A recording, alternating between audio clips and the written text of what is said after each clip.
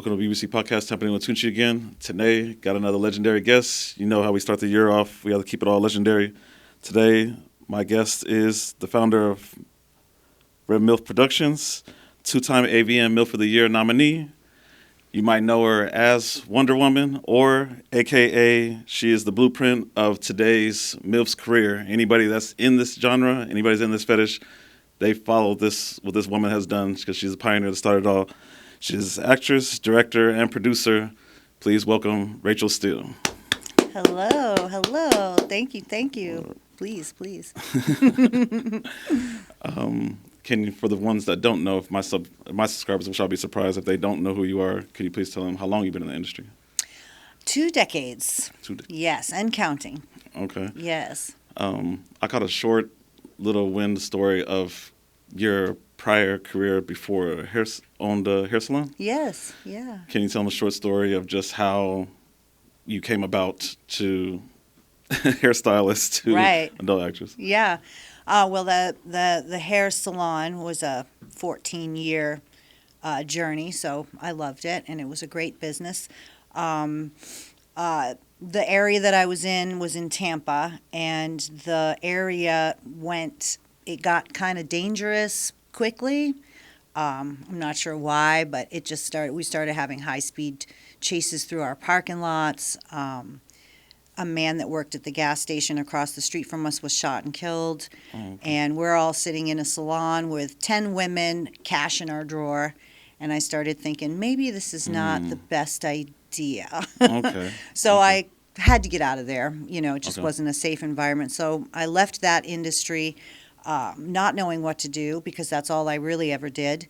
Went into retail, worked at a few stores, just doing retail stuff. Met and started dating somebody who would later turn out to be my partner. Okay. We innocently were taking photos in the backyard on a hot, sunny day by the pool. I had on like a white tank top and was like, take pictures of me in this wet T-shirt kind of thing, just goofing around. And he ended up throwing them up on a website with my permission. He asked, and I said, sure, go ahead. And I won this like hotwife photo contest, and I got like a couple $100 for that. And I was like, this is lucrative. This was 20 years ago.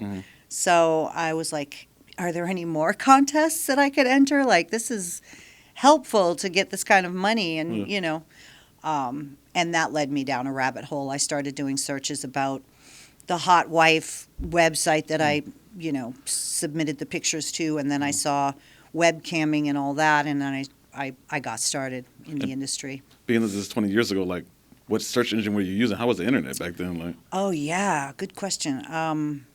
I don't know if it was Google. Was it, or if it was AOL still around? Yeah, like that, yes, maybe? there was like Kik was an app you could chat on. Okay.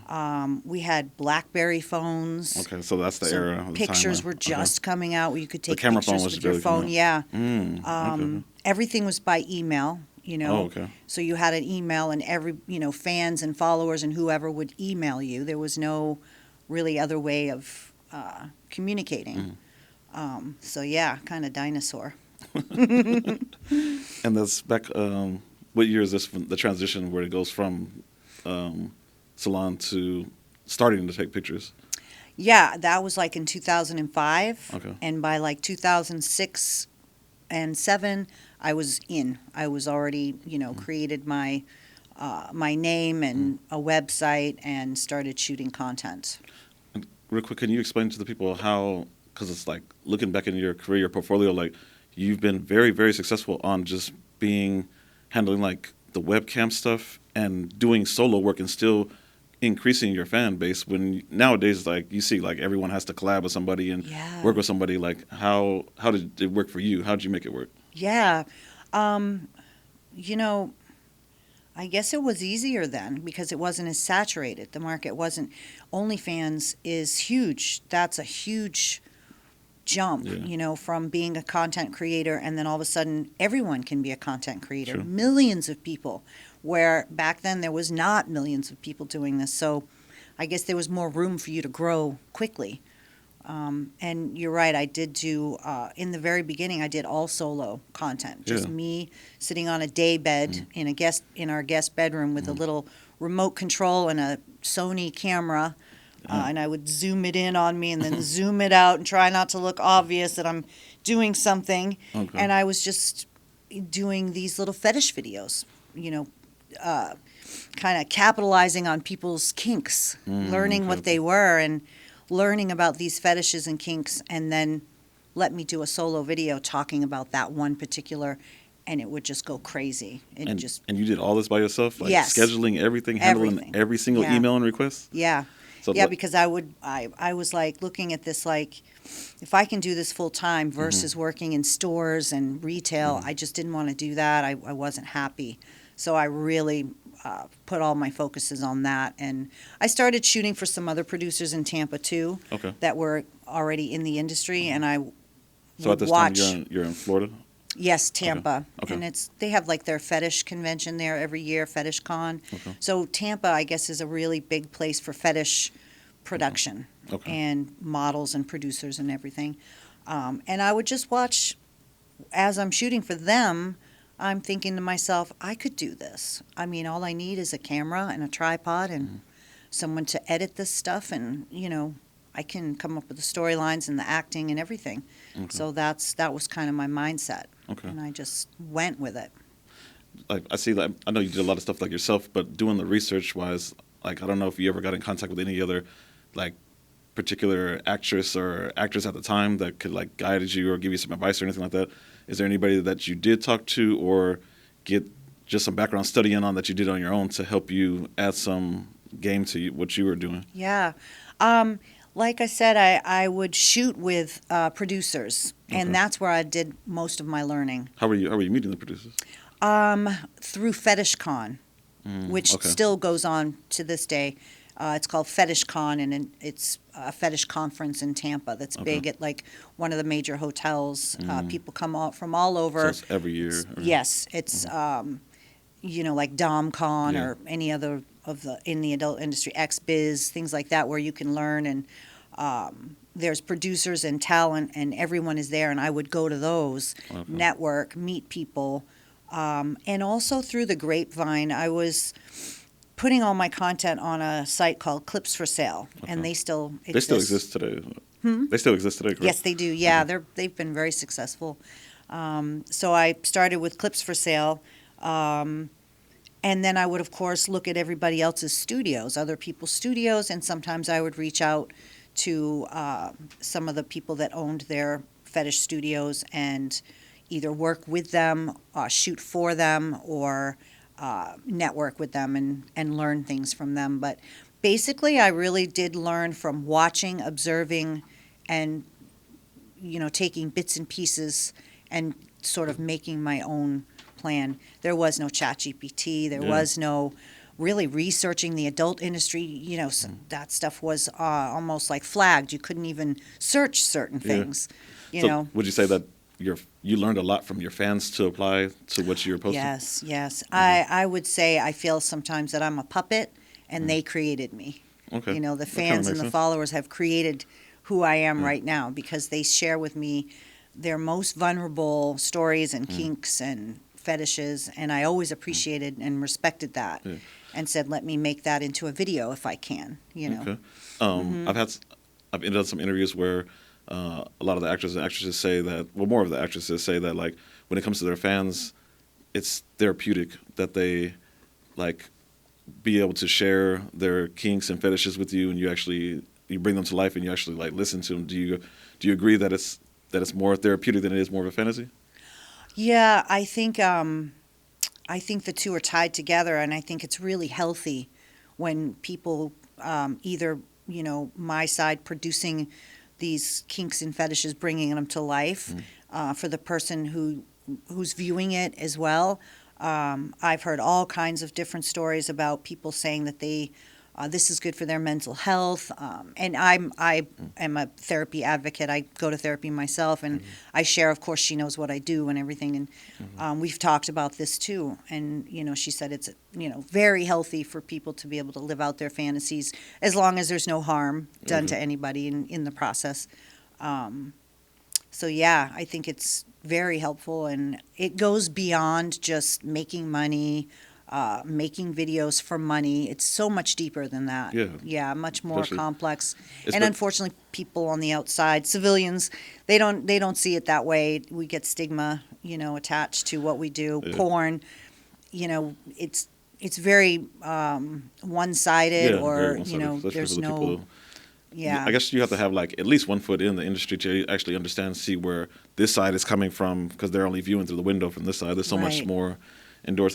To piggyback off that, like, how did you balance becoming so successful, being a cam woman and everything, actually still having to be like a partner at home and a mother? Yeah, it was tricky too, because then my partner at the time was just coming out of the Marine Corps and was in corporate America, and when he saw what I was doing, the growth that was happening, and I'm like throwing him all the edits. Like, I don't want to edit. I don't want to. So you guys worked as a team together. Yeah, I was like, can you figure out how to edit and upload and render and do all this shit that needs to be done so I can put this up on Clips for Sale? Yeah. He's like, yeah, I'll help you. And then when he saw the, how we were growing and how quickly and it was moving, he decided to quit his job, corporate America. But he didn't want his family to know. He didn't want my family to know. I still had kids that were underage. I'm like, oh boy. And there was a huge stigma, much more so then than there is now. Yeah, for sure. And so I was literally living a double life, a secret life. For how many years until you were actually being able to, like, this is what I do, everybody? Yeah. I would say probably like 9 or 10 years I kind of lived that way. Yeah, until he got cancer at 48 and died soon after his diagnosis. When he passed away, I said, okay, his family lives in the Midwest. We're not super close. My kids were already of age, so I decided to tell them what I was doing and about my business. So, all right. Who was the most shocking to you that received your information? This is what I do for my career, and was actually okay with it, and you thought it would be opposite? Well, my daughter, she said, "I knew it. I knew it. I knew you were doing something like that." And she was really cool, and she still is, of course. My son, he was not so happy about it, and he still isn't. Especially my friends, they watch the stuff. So yeah, and I can understand that. It's really a very tricky career to have and to maneuver through life and try to make everybody happy. Especially the people closest to you. That's the hardest, when they're not on board and happy, because what are you going to do, I would think, especially you came from an era where it was actually harder to come out to your people versus like now somebody can just be like, oh, like, I lost my job during COVID and this is what I do for now. Exactly. Like, yeah. How did you survive going from like taking a break off and returning back and keeping your fans? Yeah, well, when Mike passed away, I decided to go back home to Maine, where I'm from, and I bought an old house, and I just dove into that and just renovating and making it my own place. And that's something I enjoy, and curating a house, And I decided to take some time off because I wasn't really sure where I was going to go. He was such a solid 50-50 partner. He might have been more 70 on his end. And, I'm like, oh, wow, what am I going to do? So I kept active on social media, which was mostly Twitter, because Instagram wasn't really... Yeah, especially back then, too. We weren't doing much with it, if it was even existing. I don't really recall. But I do know Twitter was, and I was there. And so I stayed active on Twitter, posting every day, just me and my personal life, making sexy pictures and sexy little solo, just phone, handheld, and my fans and followers stayed with me the whole time. Like seriously, especially through to be in there 6 for or 2 7 decades. years, Like, website sales didn't drop. I couldn't believe it. I was just so grateful, still am, of course. That's honestly, that's very legendary because like a lot of people would just, especially if you went from like this type of content and like you said, like you're giving them more kind of more vanilla type stuff. Yeah. And that shows that they actually there for Yeah. Rachel. Like, so that's Absolutely, yeah. Yeah, it's still to this day, I'm so grateful for the fans and followers because they've, and they were encouraging me to stay with it. And, we love you, don't go anywhere, Okay.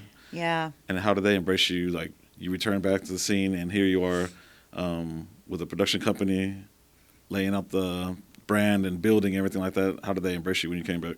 Oh, they were thrilled.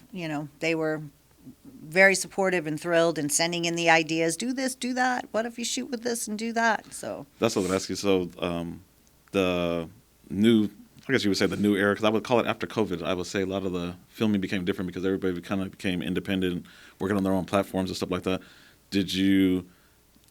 I'm pretty sure, like, I know you still have your clips for sale, but did you just stay focused on just clip for sale, or here comes OnlyFans, here comes fans, like all stuff like that? Did you, like, get overwhelmed on wanting to get on the new platforms? Yeah, it was overwhelming. And I didn't do OnlyFans on my own. I met a fan. Okay. I met a fan who later will become my partner. Okay. That's very rare. Yeah. Very, very rare. This was a very unlike me, but after a couple of years, I was ready to start looking to maybe get involved with somebody, and I started trying to do the dating apps, and How does a porn star date? Especially somebody of your name tricky. and your brand. Like, I'm pretty sure face recognition, people just know you, that they would see you. Yeah, and if they don't say that they do, you don't know if they do or not, and there's always that, yeah, it was really tricky. And I met with a lot of men that were slut shaming and just patriarchal. I met with one person for a drink, and I took 2 or 3 sips of my drink, and I knew I was leaving. I was done. Okay. Like, he said something really slut shaming about another woman that he dated. And I just thought, this guy, there's no way, and I was just like, well, it was nice meeting you, and, I don't think this is a fit. And he's like, whoa, why not? And it was just a nightmare. And then I'm thinking, at this time, you're meeting people on apps, or? Sorry? How are you meeting your fans? Well, I'm sorry, not meeting your fans, your dates. Oh, on one of the dating apps, Tinder. Oh, I was doing one of those dating apps. And I would, go and meet with them, and then it wasn't a fit. And I'm thinking, and if I do meet somebody that I like, I have to eventually tell them what I do. And I definitely didn't want to put that in my profile because then they would want to date you just because you're a porn star. And they're like, oh, I get to fuck a porn star. I get you. And I don't want that. You know what I mean? If I want that, I don't know. I'll figure it out. But, yeah. You being on a dating app, did you use different photos to where, like, they didn't realize, like, hey, that's a photo from a website. I know that's Rachel Steele. Like, no, I just used my picture, and I think I maybe got 2 people that said they knew who I was. Yeah. Okay. So how many dates did you go on until you found your partner? Just a few. I really wasn't like. I'm very happy on my own by myself. I have lots of interests. My life is very full. And if I want a little booty, I can always get that. That's not a problem. Yeah. Okay. So I wasn't like, oh, I need to be in a relationship or anything like that. So I just I stopped those apps. I was like, this is just not where I'm going to meet somebody. And then I was doing some kind of promotion thing on Kick or some app like where you can chat. Okay. And this is where I met my partner, who's my current partner, John. Okay. It was just by accident. I was scrolling and looking through the messages, and I saw the tiny little dime-size profile picture. The avatar. And I clicked on it. I was like, ooh, he looks really, who is this? Okay. And I opened up his picture, and I thought, oh, wow, I like the way he looks. And so I just said hello to him, and he said on his end he was shocked. He's like, oh, my God, she's saying hello. This must be an automatic reply. That's what I was going to say. Yeah, an auto reply. Yeah. And it wasn't, and we started chit-chatting, and, I liked his vibe, and, he was in New York, I was in Maine, so we ended up meeting for him to come to Maine for a weekend. We met, we hung out, we liked each other, and then we just kept, then I started going to New York and hanging out with him a couple days here and there, and then COVID hit, and I had a house, he has a small apartment, so I was like, let's spend COVID in my house. We have more space. And then he was bartending in New York, and it was like, I told him, if this gets serious, I don't want to wait around for you working nights and weekends and holidays. Like, I won't have much of a life with you if this is your job and you're working on all the important times when I want to be off and travel and have fun and whatever. I said, so I have to be honest with you. I don't want to set us up to later have resentments or this doesn't work. And he's like, well, I can't just quit my job. What am I going to do? And I'm like, I think I might be able to keep you busy. And he was famous last words. Now he works 7 days a week in an office nonstop. He's doing it right now, doing everything. And we've hired editors, and we've actually built up the brand since I met up with him. And that was like 2018 or 19. And then we started OnlyFans, and then he started filming with me. Started using him as a male talent. And he never filmed before? No, never. Okay. And he actually is from Turkey, and he said that when he was like 17, he was jerking off to me. And what a fantasy come true. Yeah. Very rare. I don't think that this is ever I've been a fan for a long time, and I'm like, okay, well, anyway, you need to go edit these videos. Okay. Yeah. And we've been together now for 7 years. Okay. Yeah. How does he about with you working with others? He's fine. Okay. Yeah, he's really same as my previous partner, Mike. Really lucked out with good guys. They're just open-minded, honest, transparent. We're very clear with each other as to, I'm not going to fall in love with some male talent. I'm not going to be cheating with him in the back of my car. These things aren't going to happen, so I don't have time for that. So, yeah. Did you know, being that he knew obviously who you were, your job was and everything, did you even have to have that talk with him? Did he already know it? Or did you guys still have to have that sit down, we're going to go back and be working this time, I'm going to be working in the industry, more mainstream and doing a little bit more collabing?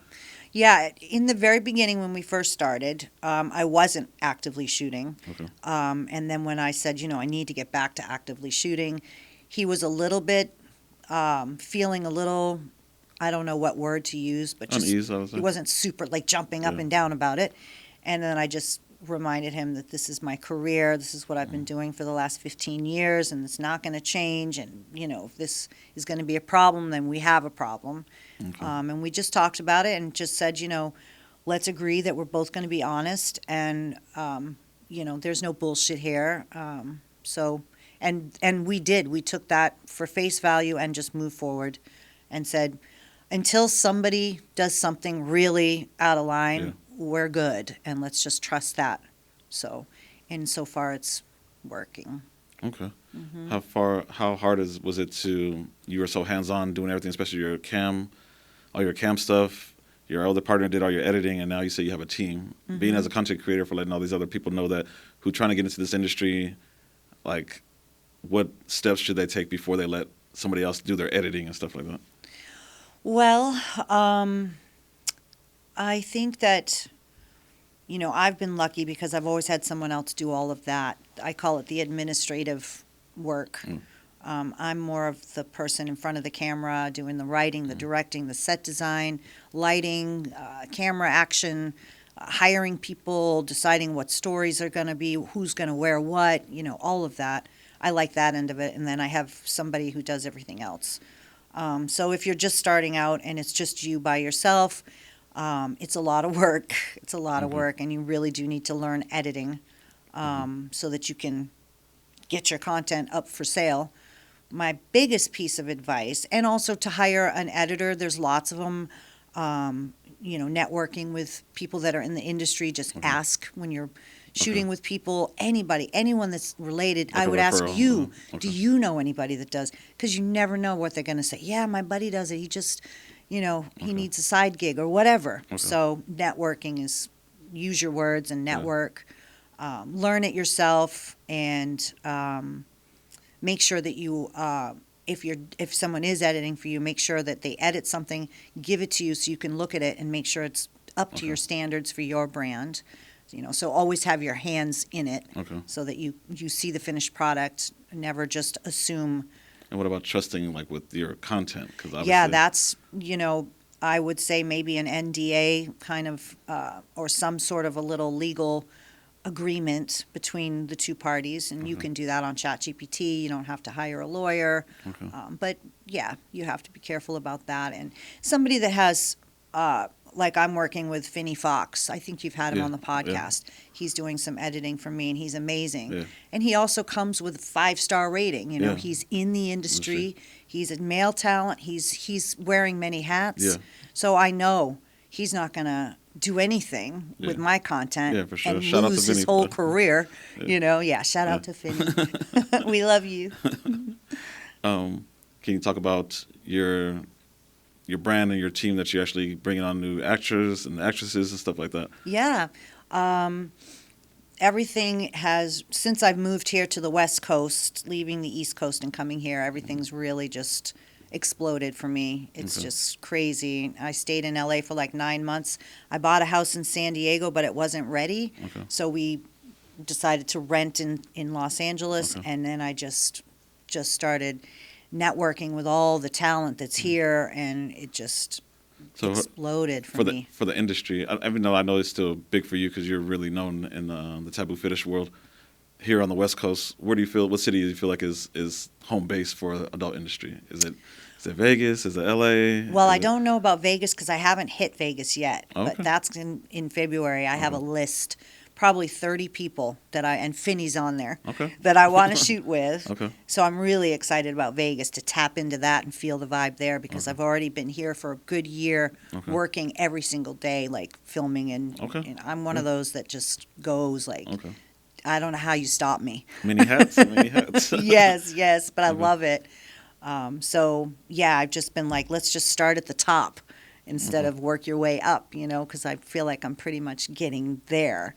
And the creators that you work with and you choose, like by referral, you're doing your own research, or are you going off of numbers that this person has so many followers, or Yeah, a little bit of all of that. Okay. I definitely like to work with people that have eyes on them, Okay. so that they have some sort of solid following, Okay. that they're in the industry for a while, and they've got a good size audience. Okay.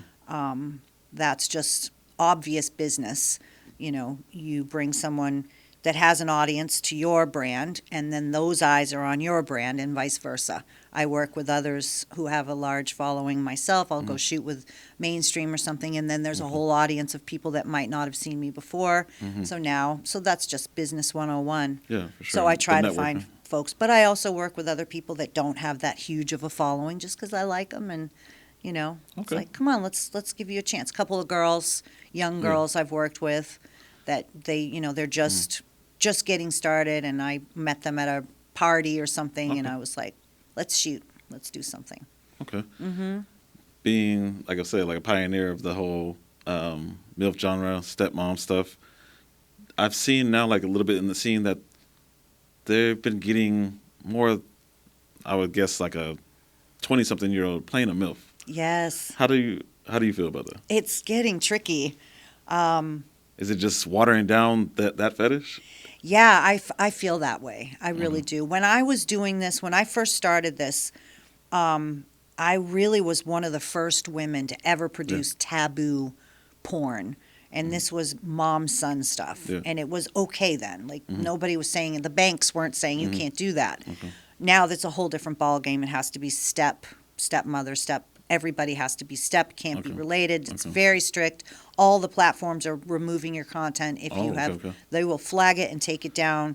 So you didn't even have none of your old stuff up still? My old stuff is not, I'm not able to post a lot of my old stuff. Okay. Yeah. It's on my website, Okay. but I'm not able to post it on certain platforms. Platforms. They will flag it and say, take it down, even if we use the language, if we even say son instead of Damn. step, you have to use that word. Really? It's the banks, Honestly, I've even seen that too because I've been noticing like when I'm actually making titles for my reels or videos or my actual full episodes, when I actually use like hotwife or if I use milf, like I have to explain it, get it reviewed, get it appealed. It's like Yes. always. Yeah. Yeah. Okay.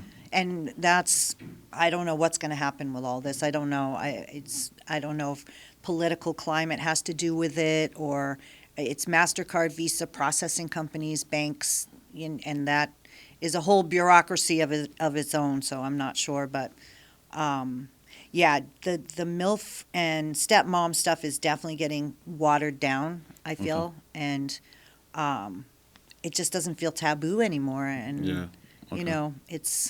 I'm sort of wanting to do more, besides just always Yeah. being a stepmom and a MILF. Yeah. I'm a dominatrix too. I was gonna say, I Yeah. seen that you stepped into that. What Yeah. what opened that door for you?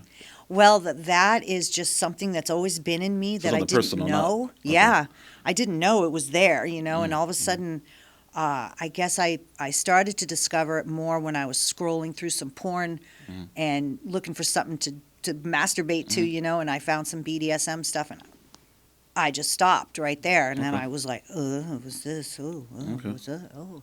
And then Okay. before I knew it, I'm like, okay, interesting. Okay. So I just kept that my little private thing, this is what I jerk off to, whatever. I can't film this stuff, but I okay. secretly I masturbate to it. Okay. And then I was listening to a podcast, Holly Randall, shout out to Holly Okay. Randall. Shout out to Holly. And she had Mistress Damiana Chi on there as a Okay. guest. And that's a dominatrix who is here in Los Angeles, right here in the Arts District. Oh, really? Actually, yeah. Okay. She has her own little temple, and she has a dominatrix academy, and that's what I'm doing right now. So there's a community for that. Yes, it's huge. Okay. There's DomCon, which is Dominatrix Convention, and there's all kinds of, in LA here, there's all kinds of dungeons where you can go and really? do sessions and have sessions, and I've filmed in her dungeon before. Being a somebody would be interested, where do they find these locations? How can they be part of the community? For the dungeons, Yeah. they're right here in the arts districts, like these Is something you could just Google online? warehouse places, kind of. Yeah. Oh, okay. Yeah. All right. Yep. And it's it's a huge, I guess, lifestyle, I Yeah. guess. It's huge. BDSM is Yeah, for huge. sure. Femdom. I didn't realize, but I've been doing female domination this whole time. Whenever I'm with a younger character, the mom, son, or stepmother, that's a domination thing. That's a matriarchal. I'm an older person than you. So there's always that, like a power play Okay. that we don't really see as BDSM because I'm not wearing shiny black Yeah. clothing. I'm just dressed normally, but still I'm sort of on top of this person. I'm in charge. I'm dominating them. Okay. So it just all fell into place for me very naturally. I was like, this is listening to her speak and talk about the different sides of people. Mostly what I'm learning in this academy is the psychology behind kinks and fetishes, what makes people tick. You can analyze these things and figure out from childhood if you had a teacher that would tap her nails on the desk while you're all studying That's or a doing. fetish. Yes, while you're doing your work, you might have gotten some kind of sexual arousement, and now as a grown man, whenever a woman taps her It's a nails trigger. or does anything with her nails, it's a fetish for you. It's a kink. It's so these things stem from childhood, and we're learning all of this stuff about the psychology behind all of us and what makes us all tick, and why do we like feet? Why do we like stockings? Why do we like thigh highs or pantyhose or Yeah. Give me 3 fetishes that gave you a wow, like this is a fetish. Like once you, throughout your career and like to where you are right now, what 3 fetishes have been like oh wow to you? Like Yeah, the ones that wow me are the diaper fetish. That's Diaper interesting to me. I still haven't figured that one that's out seeing yet. somebody wearing or they wear it. Just the whole diaper fetish. Adults that want to be diapered and adult baby diaper. It's called something ABDL or something like that. Okay. And that's just something I don't know yet about. I Okay. haven't really Okay. analyzed that too much, but I had a photographer once take pictures. I was going to do like a 6-hour photo shoot. Okay. We wanted to do several different. I wanted to do Wonder Woman, and then Themes I and, wanted to do yeah. milfy stuff, and so I was like, let's just do a full day. You know, it's going to be a long day. And he said, I can give you like $1,000 off this day if you let me wear my diaper underneath my clothes, and you can occasionally talk to me like you're my mother. Interesting. I was like, 1,000 off? All right, let's do it. Okay. So that, I was just like, but I don't understand the whole diaper thing, Okay. because I don't know Okay. about it. But so that's definitely a big wow. Okay. And then there was one other request that I had about wool socks, putting wool socks on your hands Uh-huh. and then holding a dildo and jerking the dildo off With the socks on. with wool socks, and they have to be wool. Huh. And he said that you have to talk about how does it feel on your skin, how does it feel on your hands, is it itchy, is it soft, is it too hot, is it too cold, just there. Okay. And then there was one more. I was doing a webcam show, and the guy said, do you have any diving gear? And at the time my partner was a diver, and I said, Okay. I do. I'm looking at the closet that has the diving gear. He's like, can you put on the mask and those little flipper Huh. fins that go on your feet? Can you put the mask on, a bathing suit, and the flippers? And I'm like, yes. And then he goes, and I'm like, and you want me to masturbate with this on? Because, this is a cam session. Yeah. And he's like, oh, no nudity, none of that. Just pretend you're swimming and go like this with your mouth and Interesting. kick your feet, pretend you're in the water, underwater. Interesting. So I did for 10 minutes, Okay. and he was masturbating to that, Hmm. and he said that was his kink That's a kink. and his fetish. So, yeah. And Okay. trust me, you'll say today, oh, I know all the fetishes. You don't. I'm learning every single time. I think Me every interview too. I hear, I Every hear day. something brand new. Oh, yeah, I think I know it all, and then I'm just like stumped. To what is your self opinion on where these fetishes stimulate from? I think childhood. I think growing up. Some Okay. things. Like example, like where would that scuba thing come from? It might have been, this is just my guess, this person might have been around diving, Okay. either as a youngster, Okay. And seeing and women maybe saw wear the somebody gear. very attractive that turned him on, Okay. and they were wearing all that gear, and it's something that sticks in the mind, and it triggers later in life. Okay. Where do you think the food stuff comes from? Food? Yeah. Like. Yeah, that was another one that I had when I was camming.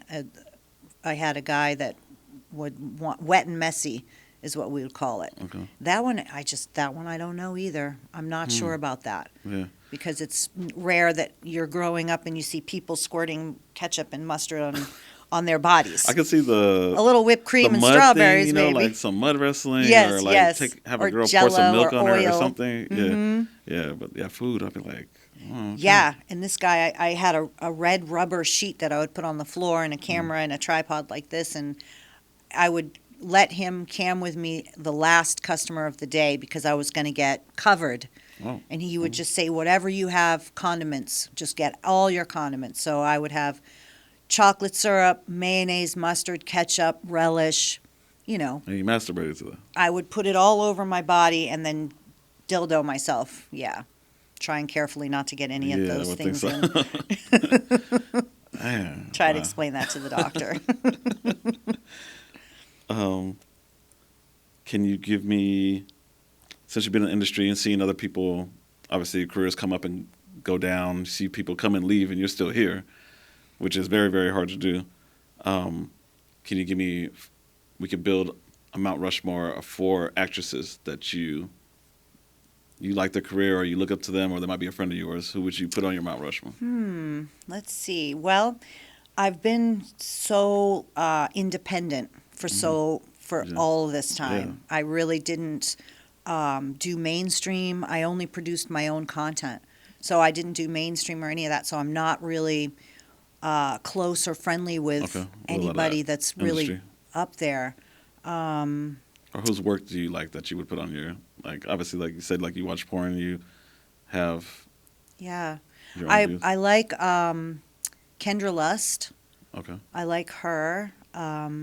She's been around for a long time. And, Cherie DeVille. Probably Cherie DeVille's my Okay. number one, because she's just such an intelligent businesswoman, and she's just got so many facets to her. So much knowledge through experience. Okay. She's been in for a long time as well. Okay. So I would say she's probably my number one pick. Okay. Hmm. And what about men when it comes to your Mount Rushmore? Say men that you work with. Let me think. I've mostly worked with younger male talent, and they're all still working their way up. They're really trying and working to gaining those followers and getting that stability.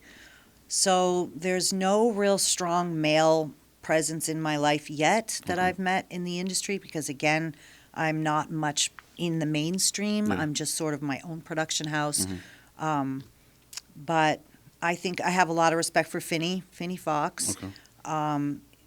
for being so young and having That's such a killing level it in the head. industry, like really. Yeah, Like, and he's such a level head and really intelligent, and he's also working with Pineapple Support Mental Health, so he's not just smart, cute, and doing well. He's also like kind, compassionate, trustworthy.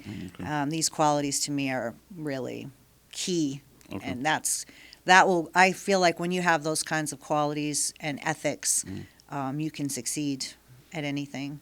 Okay. And let's see, towards right now, the end, I would call it the BBC Hot Seat. It's questions that like fans didn't know about Rachel. Just random, just one or the other. Mm-hmm. So we'll start with either Pepsi or Coke. Coke. To shop, Target or Walmart. Target. To do it online, Temu or Amazon. Amazon. Guilty. A quick snack, it'd be Snickers or Milky Way. Well, I'm vegan, Okay. but there are versions of Snickers and Milky Way that are vegan, so I would choose the vegan Snickers. Okay. Strawberries or cherries? Cherries. Ice cream or cake? Ice cream. Netflix or YouTube? Netflix. Twitter or Instagram?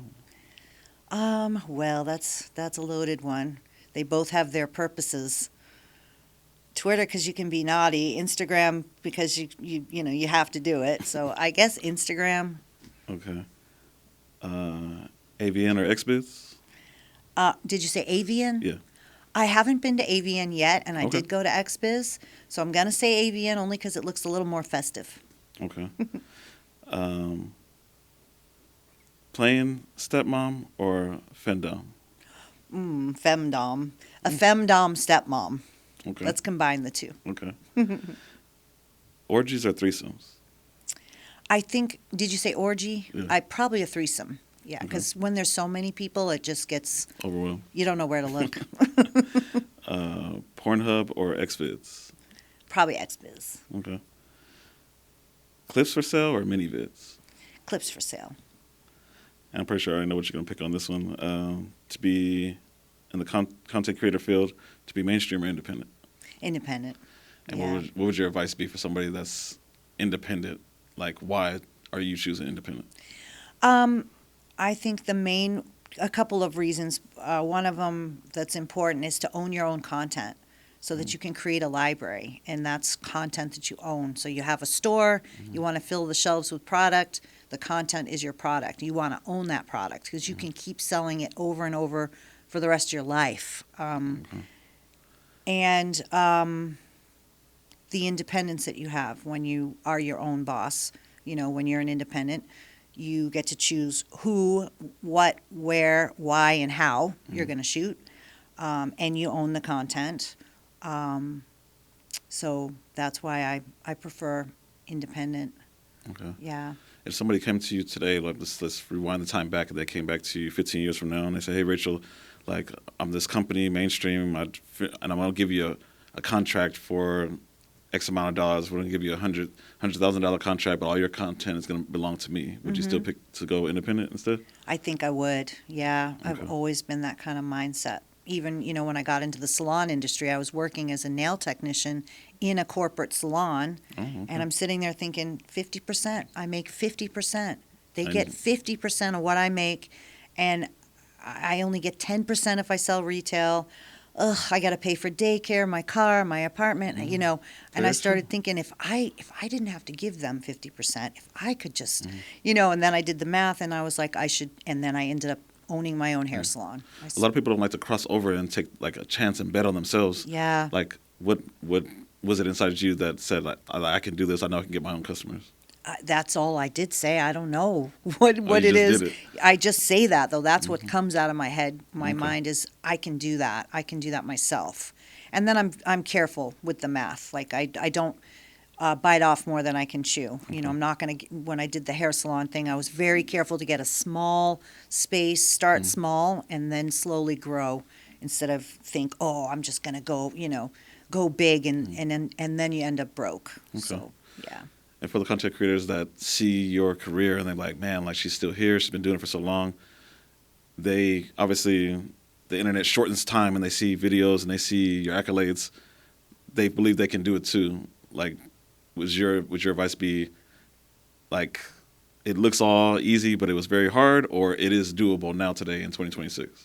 It's doable, but I would definitely say you need to work full time at it. Okay. 5 days a somebody week or more. Doing it like here and there and working full-time job, like they won't be able to I succeed? wouldn't say they won't be able to because I don't know, but I just know that anything you want to do successfully that's going to pay for everything Full-time. is got to be 10,000 100%. hours, the deal. And, you got to be focused, laser focused, and work, and really be ethical and mindful of others, and network and ask questions, and just do it. Don't overthink it. Don't Okay. think I need a better camera, or my lights aren't that good. Just do it, and then slowly you'll get better and better and better and evolve and perfect everything. But if you sit around and talk about it and don't take action, then it's gonna you'll reap the benefits when you take action and stay focused and work a lot. Okay, I get it. Yeah.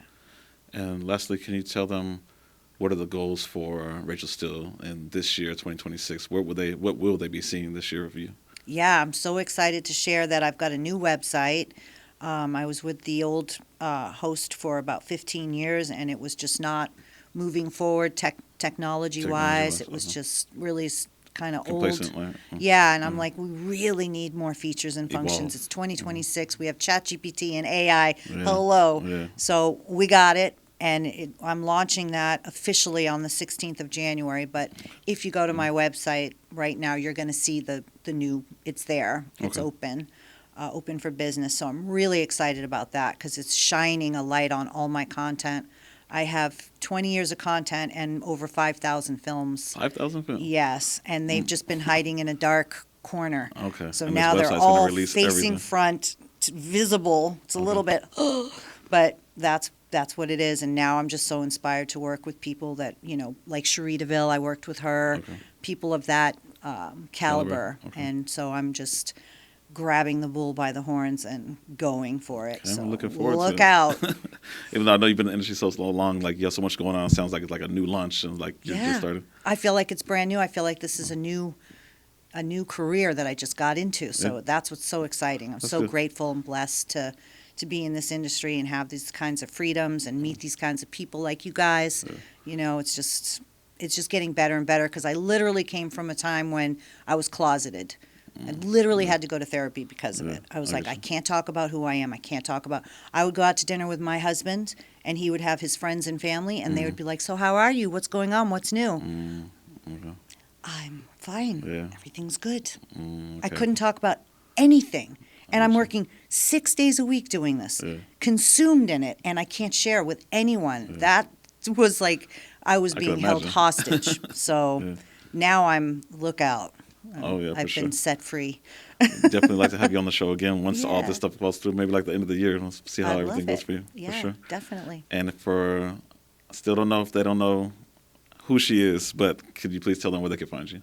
Yes, I'm Rachel Steele, and you can go to my website, rachel-steele.com. And I'm on Instagram, Rachel_Steele, XOXO. Or just Google my name, Rachel Steele. She You'll does find come me. up. And Red Milf Productions, of course. Yeah, Yeah, for sure. that's it. All right. Thank you for doing the show again, and we Thank look forward to you. having you. Yeah. All right. BBC, we out. Thank you. Thank you.